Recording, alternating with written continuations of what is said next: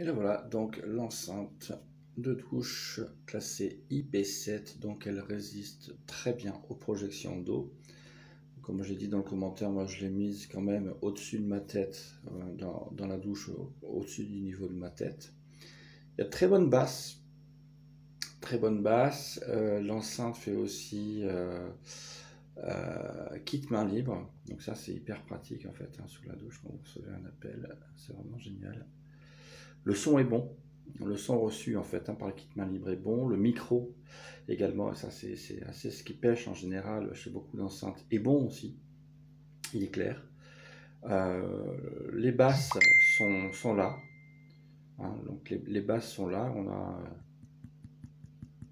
voilà, un beau module en fait, bien bas, on le sent en fait, le bruit mat qu'on a en tapotant en fait sur le haut-parleur.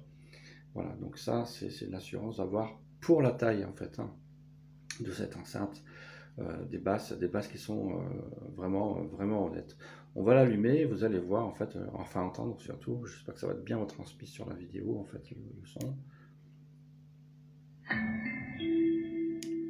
Vous voyez, on a quand même de la basse quoi, on a quand même de la jolie basse. Voilà. Donc là c'est Bluetooth qui s'est connecté.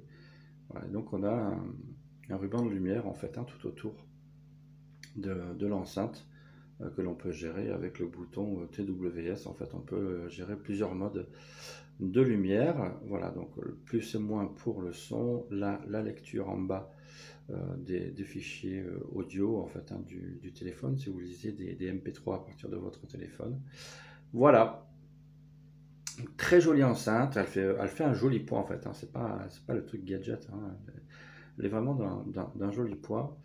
La ventouse à l'arrière très forte.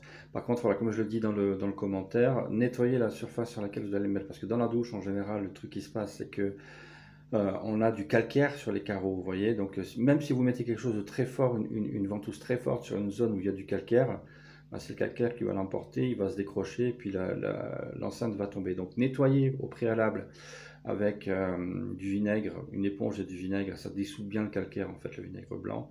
Nettoyez ça avec une éponge et du vinaigre, séchez bien, puis ensuite collez la ventouse. Voilà, donc c'est le conseil que je vous donne pour éviter qu'elle tombe dans la douche.